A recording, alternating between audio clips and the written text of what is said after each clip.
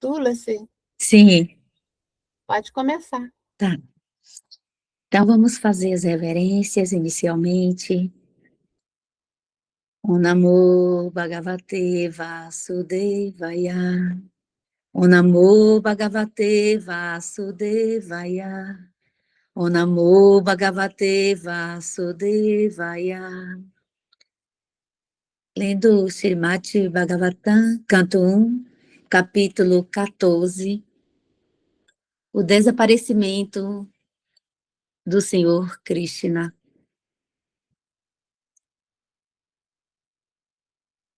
Já se passaram 7 meses desde que ele partiu, apesar de que ele ainda não retornou. De fato, não sei como vão as coisas por lá. Repetindo o verso 7. Já se passaram 7 meses desde que ele partiu, apesar de que ele ainda não retornou. De fato, não sei como vão as coisas por lá. Verso 8.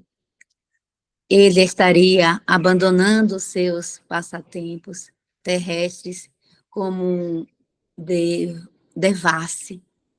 Narada indicou. Já teria chegado esse momento? Repetindo o verso 8. Ele estaria abandonando seus passatempos terrestres como devassi. Narada indicou. Já teria chegado este momento? Então, gratidão aí pela oportunidade da leitura. Namastê, Hare Krishna. Estou lendo no sânscrito, Srimad Bhagavatam, canto 1, capítulo 14. Hoje nós vamos ler do verso 7 ao verso 8. Om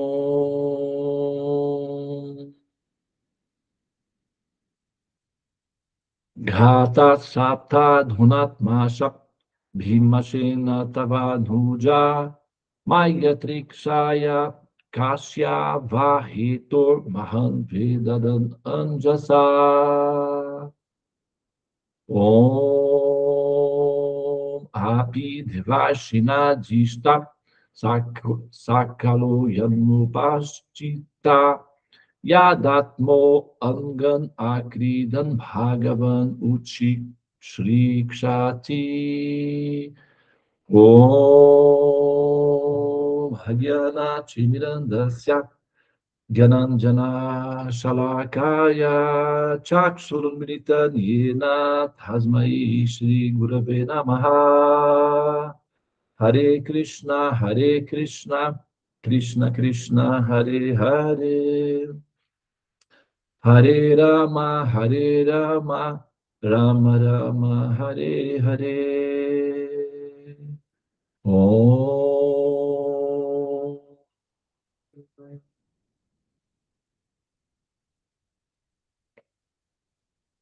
Muito bem, muito bom dia a todas as pessoas presentes aqui na nossa sala sagrada, na nossa egrégora, sala dos mantras. Nós temos uma sala paralela a essa daqui, no momento em andamento, que é a sala da Tríade. Eles estão fazendo o nosso curso da síntese da Bhagavad Gita, e no futuro, assim que o curso estiver concluído, eles então passarão a interagir, integrar a nossa sala aqui, a nossa sala dos mantras, e também nós teremos novas sacerdotisas e também novos oradores, né, para discorrer sobre o Srimad Bhagavatam. Bom, agora a gente vai dar a sequência. Ontem, né, é que assim, muitas vezes, vamos lá, né, vamos fazer aqui um movimento, né, porque olha só,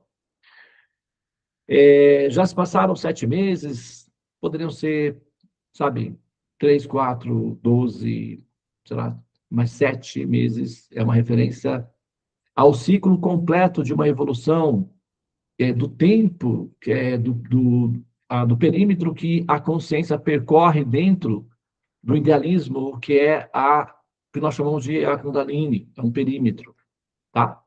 Então, as diferentes instâncias ou estágios da Kundalini são referências a campos de aprisionamentos, onde a consciência fica girando em forma espiral, né? A Kundalini tem formato de uma cadeia de DNA, de uma corrente de DNA.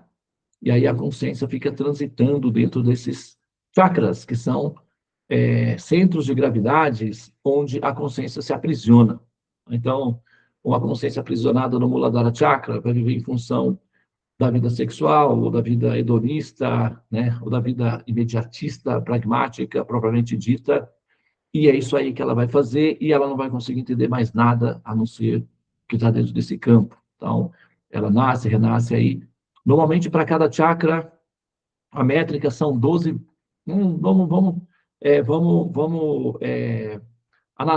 Assim, fazer uma analogia com as vidas. Então, vamos, para facilitar o entendimento, né? Vamos dizer que sejam 12 vidas, tá? Ou são 12 ciclos, ou são 12 imersões, ok?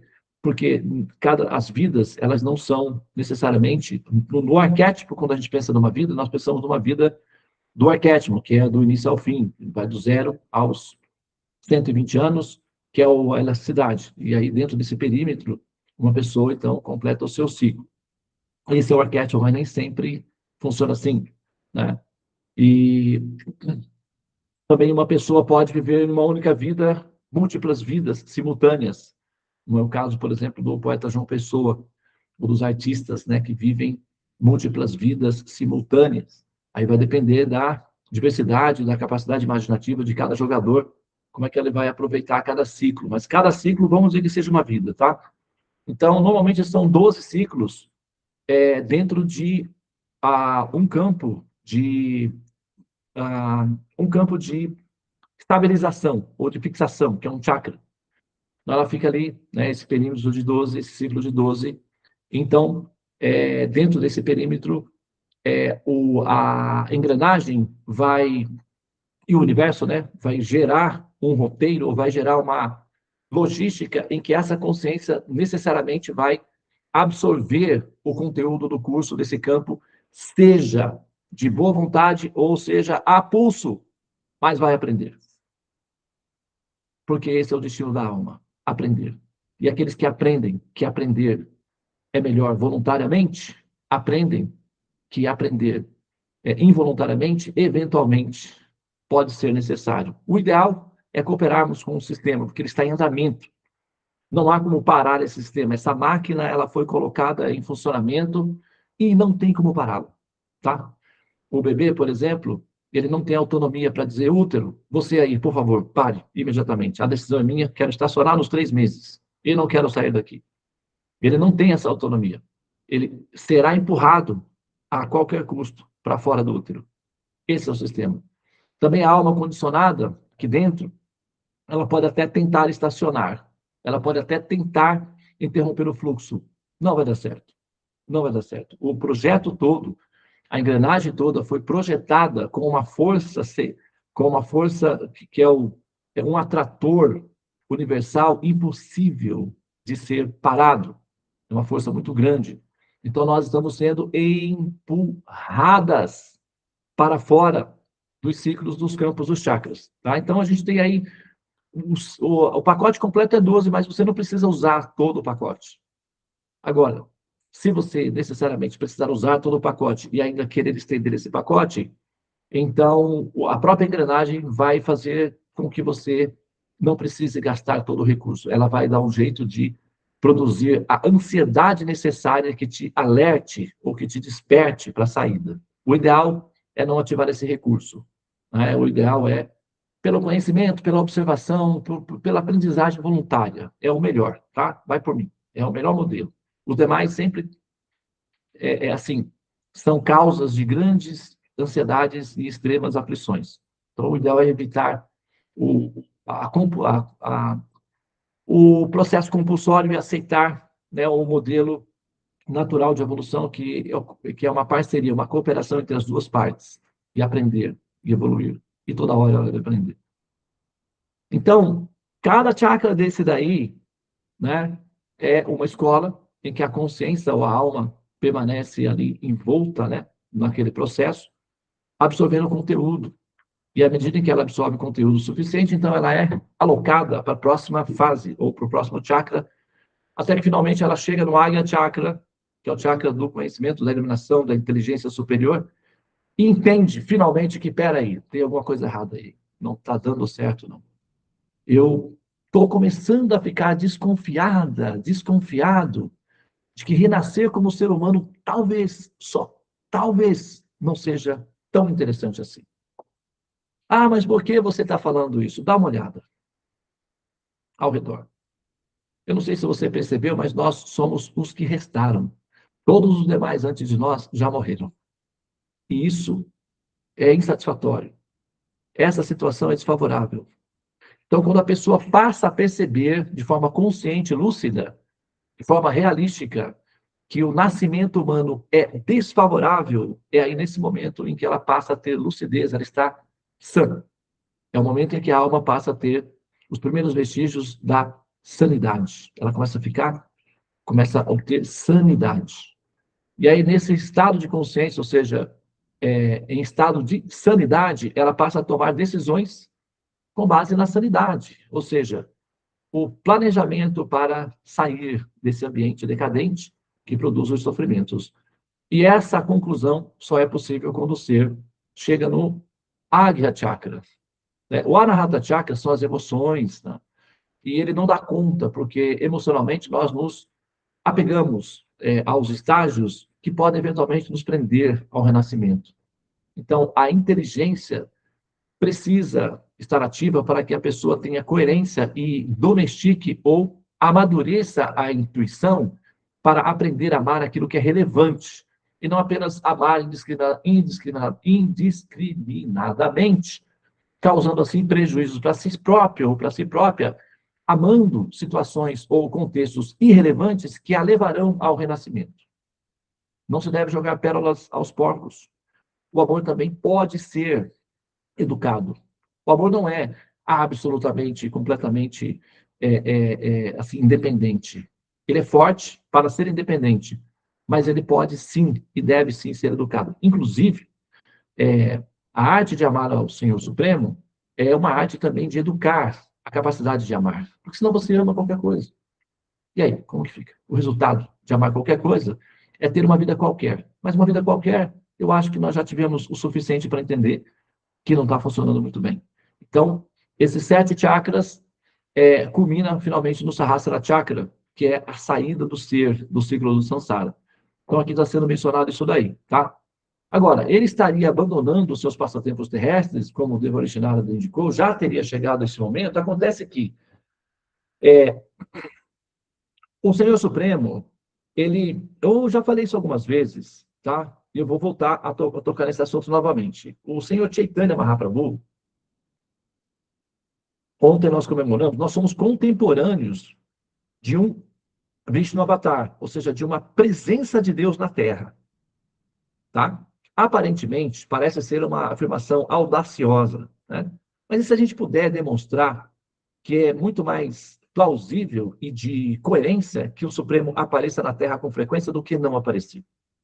Isso com base na ideia de experiência natural que nós temos de amor. Vamos lá, vamos pensar um pouquinho, porque espiritualidade não requer, aliás, a espiritualidade requer que o bom senso não seja sacrificado. Qualquer espiritualista que pega a inteligência, o bom senso e a coerência, faz um pacotinho e joga na floresta, ou então puxa a descarga, é uma pessoa que está fazendo uma coisa muito, mas muito errada. A inteligência e a consciência, a coerência e o bom senso são imprescindíveis para que essa pessoa tenha uma atitude respeitável, uma atitude digna diante da espiritualidade. Assim que você perde o bom senso, assim que você sacrifica a sua inteligência, você está diminuindo significativamente a sua capacidade de expressar o que é espiritual de maneira correta. Então, você pode se tornar, inclusive, uma pessoa perigosa para os demais, o que é muito comum de acontecer.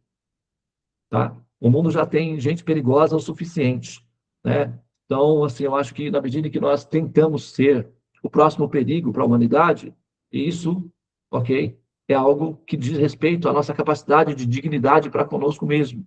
Uma questão de moral, tá? Então, vamos lá. Olha só. Imagina você, tá? Deixa eu fechar aqui. Imagina você que você tem uma mãe, certo? E você não conheceu o seu pai. Você nasceu e tal, o pai não está presente. E você, né, tem curiosidade de conhecer seu pai. Então, a sua mãe, você pergunta, né? Chega no momento, enquanto você é criança, a mãe é o suficiente, tá? A mãe é o suficiente. Mas chega um momento que a criança começa a sentir falta do pai, porque ela vai para a escola, vê os amiguinhos e tal, está faltando alguma coisa, então a criança, seu filho ou sua filha chega em você e pergunta, mãe, quem é meu pai? É muito comum isso acontecer. Então você diz, o seu pai é uma pessoa muito bonita, o seu pai é uma pessoa muito rica, o seu pai é uma pessoa muito famosa, o seu pai é uma pessoa muito poderosa. A criança diz, mas quem é ele? Ah, mas o seu pai é uma pessoa que mora longe, o seu pai é uma pessoa que... Escuta, mãe, você pode, por favor, me dizer quem é, porque o que nós descrevemos de Deus são as qualidades dele. Ah, ele é bom, ele é poderoso, ele é grandioso, ele é forte. Isso está falando dos atributos da pessoa. Quem é a pessoa? O seu filho vai perguntar para você, mãe, você está com problemas? Você tem algum problema? Seja franca, porque se você tiver algum problema, eu vou entender.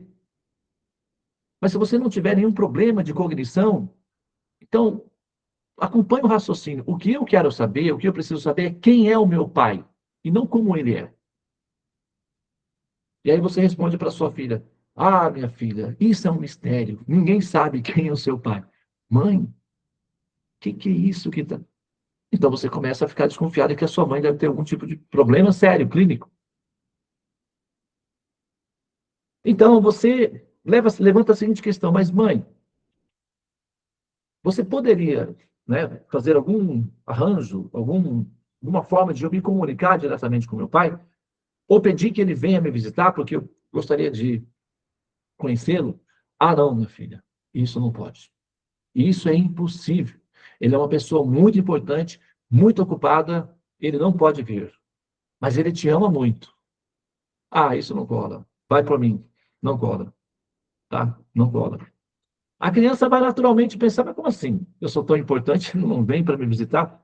Não rola, não cola. Isso com criança. Agora, nós adultos aplicamos essa teoria sobre nós. Que Deus é bom, que Deus é lindo, que é uma pessoa amorosa, que ele é uma pessoa carinhosa, caridosa, gentil, mas não vem nos visitar. Por que ele não vem nos visitar? Porque é uma pessoa muito ocupada, muito distante, mas ele nos ama muito. Entretanto, pode ser que, eventualmente, ele incendeie todo o planeta com a gente dentro, mas ele nos ama muito. Esse negócio é muito estranho. Pessoas normais não conseguem fechar essa conta. Entendeu? Não dá, a conta não fecha, só não fecha. E nem adianta forçar, dizer que isso é coisa do cão, do capiroto, esse tipo de pensamento é coisa do mal. Não adianta forçar a barra para essa direção, porque só pessoas muito tolas usam esse recurso. Ou então pessoas muito assustadas, amedrontadas, inseguras, com medo, usam esse recurso. Pessoas normais, não. Pessoas normais pensam, escuta, peraí, se eu sou uma pessoa amada, se nós somos amados, se esse ser criador é um ser amável, gentil, amoroso, possivelmente ele se interesse por nós. Então, que dificuldade essa pessoa teria de vir nos visitar? Tudo bem, eu posso até entender que eu teria dificuldade de visitá-la. Pode ser que a distância seja longa e eu não dou conta. Até eu entendo. Mas essa pessoa, sendo ela onisciente, onipotente, pô, pelo menos podia ter uma navezinha, sei lá, alguma coisa assim, um buraquinho no universo, ele passa um atalho, quem sabe, para encurtar a distância e vir pessoalmente. Ah, mas ele é muito grande, muito poderoso, muito gigante. Mas uma pessoa com poderes também pode assumir formas normais. Se eu sou um mágico, por exemplo, entendeu? O meu filho, uma criança, por exemplo. Qual é a maneira correta de um adulto conversar com uma criança? Se abaixando. Você não pode conversar com uma criança em pé. porque isso deixa a criança numa condição de inferioridade e ela não consegue se expressar naturalmente com você. Então, quando você quer conversar com uma criança, você abaixa, você se ajoelha diante dela, você fica do tamanho dela, para ela não se sentir intimidada, para ela se sentir próxima, acolhida. É assim que se faz. É o normal. Se Deus não tiver esse bom senso, essa capacidade de se diminuir para interagir conosco, tudo bem que nós podemos ser pequenos. Mas se ele não for capaz de entender que ele deve se diminuir para se relacionar conosco, então ele não tem bom senso de amor. Porque é assim que nós fazemos com as crianças, para facilitar a vida delas. Talvez elas não tenham condições de levantar a cabeça, ficar conversando conosco, mas a gente pode se abaixar para ficar do mesmo tamanho, para que ela se sinta acolhida e seja confortável a relação com ela. E a gente também tem capacidade de adaptar a nossa fala, né? Para que a criança consiga interagir. Então, já pensou se Deus tivesse esse critério também? Não seria bom para nós? Poxa vida, que pena, né? Que ele não. Ai, que peninha, que judiação. Olha só. Ah, deu ruim. Infelizmente, a gente não teve sorte dessa vez. Quem sabe, né? Quem sabe um dia. Então, olha só. Prestem atenção, gente. Vamos ser racionais, tá? Espiritualidade não é aventura, não é só jogar dados, não é só aposta cega. Espiritualidade, religiosidade, ela é racional, ela tem que ser consciente. Que Deus é esse que não vem, que não aparece, que não dá as caras, que não, sabe, não diz, eu me importo com vocês. Mesmo que ele não tenha condições de nos tirar dessa situação imediatamente, ainda vamos imaginar isso daí, mas pelo menos ser solidário de vir, não sabe, uma mãe vai visitar um filho na cadeia.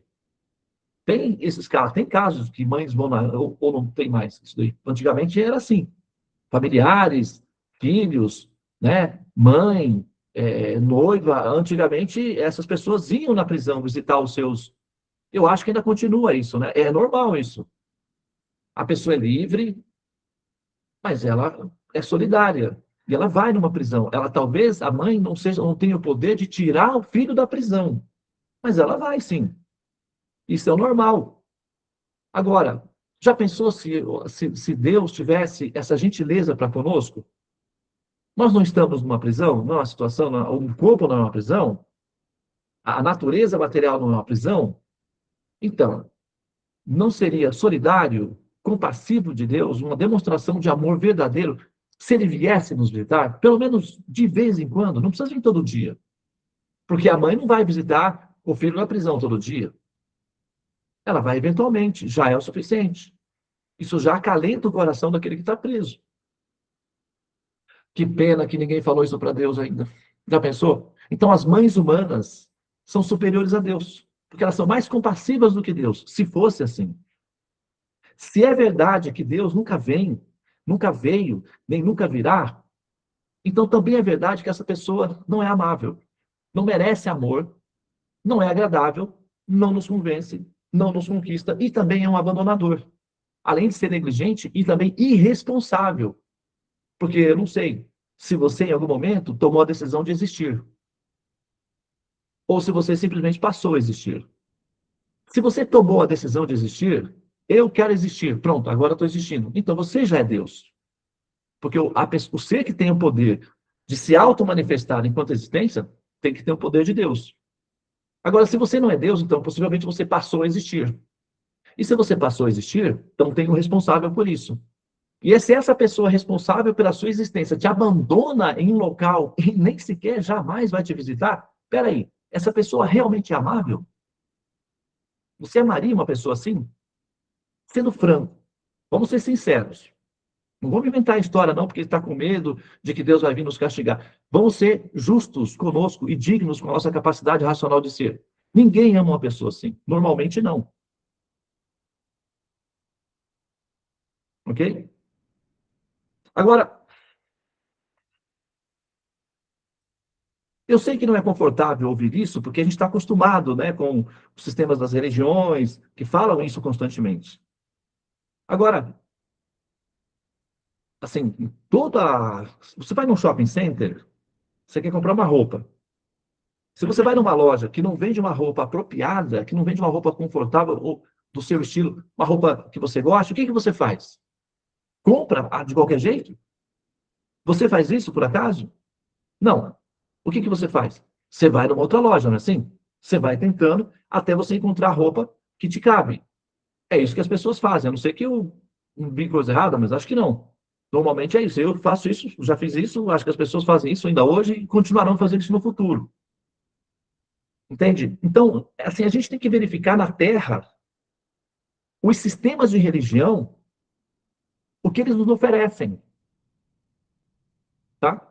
Se os sistemas de religião que são oferecidos para nós nos cabem, se eles nos são confortáveis, se eles servem ao nosso propósito, se eles nos auxiliam realmente, se eles são funcionais ou são prejudiciais. Você não é obrigado a vestir uma roupa que você não gosta. Você vai pagar.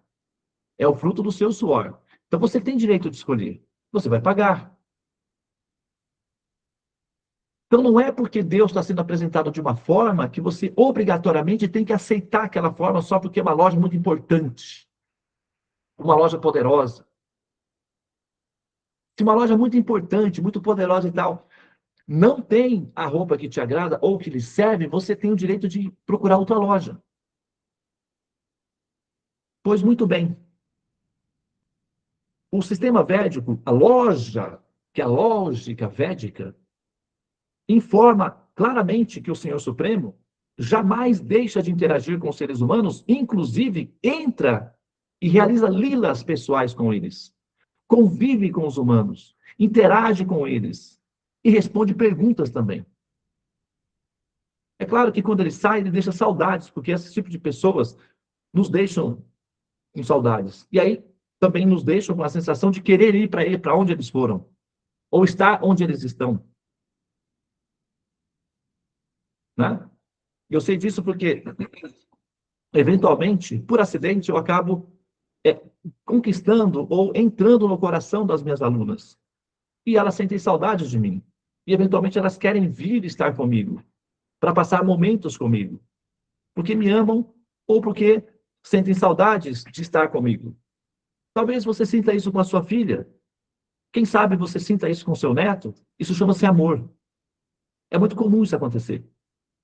Então, com uma pessoa suprema, que é uma pessoa natural como nós, que também sabe amar e que também deixa saudades de amor, motiva que as almas que ouvem falar sobre ele, pela gentileza dele, pelo comportamento dele, inclusivista, acolhedor, nos inspira ou nos motiva a querer ir estar com ele. O sistema védico, com Krishna, na Bhagavad Gita, ele diz: milênio após milênio, eu descendo. Eu venho a este mundo. Os tolos vão dizer: não é possível. E eu direi: aqui estou. Porque qual é a vantagem de ser Deus se para mim não é possível vir visitar meus filhinhos? Quem vai dizer que eu não posso? Qual é a regra que diz: ah, você não pode vir porque senão você fulmina todo mundo, você é como 10 mil sóis que vai derreter todo mundo. Tu dizes, eu posso diminuir a minha calibragem. Qual é o problema? Eu sou capaz de diminuir a minha calibragem para não incinerar todo mundo pela minha refulgência infinita. Ah, não, você não pode vir porque a sua refulgência nos cegas. Eu posso diminuir isso daí, por que não? Um pai, por exemplo, que é halterofilista, o cara é lutador de boxe. Entendeu? A minha cachorra, se ela morder alguma coisa, ela pode até rasgar. Talvez o seu também pode ser assim. Mas quando eu coloco o meu braço na boca dela, ela dá mordidinhas calibradas. Como ela aprendeu isso daí? Quem que ensinou para ela que ela tem que calibrar a força para não me machucar? Amor. Se até a minha cachorra sabe se calibrar para não me machucar, pobrezinho de Deus, que pena. Ele bem que poderia também saber. Ele sabe. Ele consegue. Ele dá conta. Então, ele é capaz de vir. E ele vem. E ele próprio diz: milênio após milênio, sempre que os meus filhinhos precisam, eu descendo. Imagina que você é uma mãe. Você deixa o seu quarto arrumadinho. O seu filho passa o dia inteiro. Como é que está o quarto à noite? Você volta no quarto e deixa arrumadinho, tudo arrumadinho, porque pela manhã o seu filhinho vai passar o dia todo novamente e vai bagunçar tudo novamente. Então, todos os dias você arruma o quarto do seu filhinho. E isso, para você, não é uma coisa impossível. E nem é extenuante. É uma questão de amor. Só que, do ponto de vista das eras, da refração de eras, mesmo do ponto de vista não é das dimensões locais fundamentadas na relatividade geral, o tempo é uma massa elástica manipulável. E ela é relativa à velocidade da luz. Agora, se eu sou um ser que transcende a velocidade da luz, para mim, um dia, para você, é um milênio. Então, do meu ponto de vista, eu vou todos os dias visitar os meus filhinhos. Ver como eles estão. Dar orientações. Educá-los. Estar com eles. Me dispor a estar com eles. Eventualmente, tem filhos que o pai vem visitar, mas ele não se importa muito. Fica no quarto, jogando celular, ou vai ficar com os amigos. Tem filhos que fazem isso. Mas o pai ou a mãe vem visitar. Então, ontem nós comemoramos o aparecimento de Sri Chaitanya Mahaprabhu.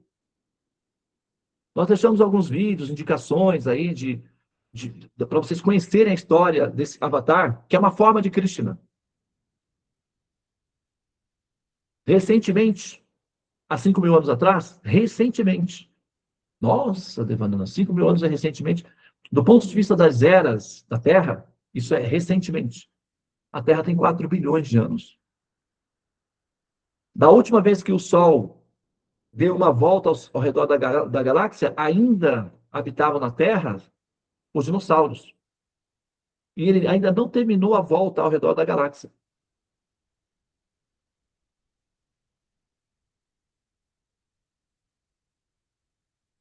$235 milhões de anos. É uma volta que o Sol dá no braço da galáxia. 5.000 anos é recente. Nós somos praticamente contemporâneos de Krishna. O avatar dourado, o Sri Chaitanya Mahaprabhu, apareceu hoje, há 500 anos atrás. Nós ainda estamos convivendo com ele. E nós podemos fundamentar essa pessoa como autoridade suficiente para ele ser referido, ou ele ser apontado como uma pessoa que poderia, sim, assumir o posto de Deus. As qualidades dele poderia, sim, ser atribuída à pessoa Deus. As qualidades de Krishna, a postura de Krishna, o comportamento de Krishna, o modus operandi de Krishna, são equivalentes à descrição de Deus. E nós podemos apontar certos elementos que justificariam isso. Então, se você quer se sentir acolhida, não sei se é o seu caso, eventualmente pode ser. Pelo menos esse foi o meu caso. Se você não quer se sentir um filho abandonado, uma filha largada para trás, desamado ou amada a Miguel de qualquer jeito, se você não quer ter a sensação de que você está dominada por um pai que está planejando te incinerar, isso te aterroriza. Se você está desgastado dessa maneira insatisfatória, incompleta, incoerente de entender Deus, a minha sugestão para você é: abra a tua cabeça para entender a explicação védica de Deus. É muito mais adequada para seres humanos sensíveis, inteligentes e amáveis, que entendem o que é amor.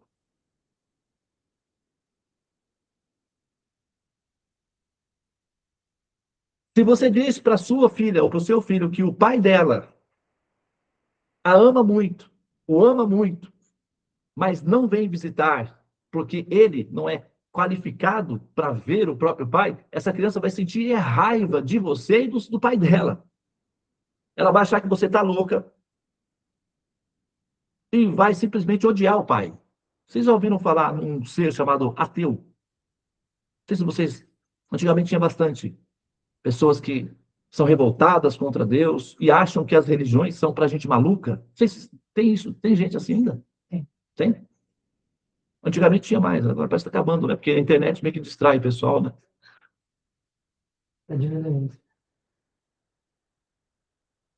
É natural que hajam ateus diante de uma explicação tão esquisita, bizarra e feia de Deus. Eu seria um deles. Aliás, se essa for a explicação de Deus, se ele fosse assim como me apresentaram, eu certamente seria ateu. E não por raiva das pessoas, mas por dignidade intelectual, por respeito a mim próprio. Eu não amaria uma pessoa que é abandonadora, que mata os seres humanos e planeja matá-los em genocídio. E eu acharia que qualquer pessoa que tentasse me convencer de amar essa pessoa teria problemas psicológicos. É o que o ateu pensa dos religiosos. Eu sou uma pessoa religiosa. E me incomoda muito que uma pessoa ateísta tenha essa percepção de mim. Porque o que predomina é essa ideia de Deus. Nós estamos oferecendo uma alternativa racional, coerente, consistente, inteligente, repleta de amor e proatividade. Chama-se Vedas, conhecimento védico. É a revolução que a humanidade precisa ter para sair das trevas, da depressão, do suicídio, do medo, da revolta, do desespero. É o conhecimento védico. É o remédio que a humanidade precisa. E as explicações de Deus, do ponto de vista védico, se encaixam no coração de uma pessoa que sabe amar e sabe o que amar. Que não ama qualquer. O fato de uma pessoa ser poderosa não faz dela amorosa. Saddam Hussein era poderoso. O Ayatollah Khomeini é poderoso. O Trump é poderoso. O Putin é poderoso. O Gengis Khan era poderoso. O fato de uma pessoa ser poderosa não necessariamente a torna amorosa. O fato de Deus ser poderoso não me obriga a amá-lo, porque isso não é o suficiente. Nós amamos pessoas amáveis. E não importa se elas são poderosas ou não. O cantor Daniel, por exemplo, só para dar um exemplo assim aleatório, ele é uma pessoa poderosa, famosa, mas ele é uma pessoa amorosa, gentil, educada. Agora, eu conheço um cobrador de ônibus que é uma pessoa amorosa, gentil, educada, não é uma pessoa famosa, mas é uma pessoa amável. Nós amamos pessoas pelo que elas são, não pelo que elas têm. Então, não é porque Deus é poderoso, grandioso, criador de tudo, que isso nos obriga necessariamente a amá-lo. A não ser que ele seja amável. E aí, tudo bem também ser poderoso? Mas se não houver uma descrição coerente que justifique uma pessoa amorosa, amá-lo por medo é um caso clínico. Chama-se Síndrome de Estocolmo. Não procede. Então, esse conhecimento é uma alternativa para quem não quer ser obrigada ou obrigado a amar um ser que ela teme, cujas descrições são bizarras e assustadoras. O amor é racional, ele não é irracional. Então, amar uma descrição de Deus irracional não é amor, é medo. E medo não é saudável. Medo é uma prisão. Medo é medo.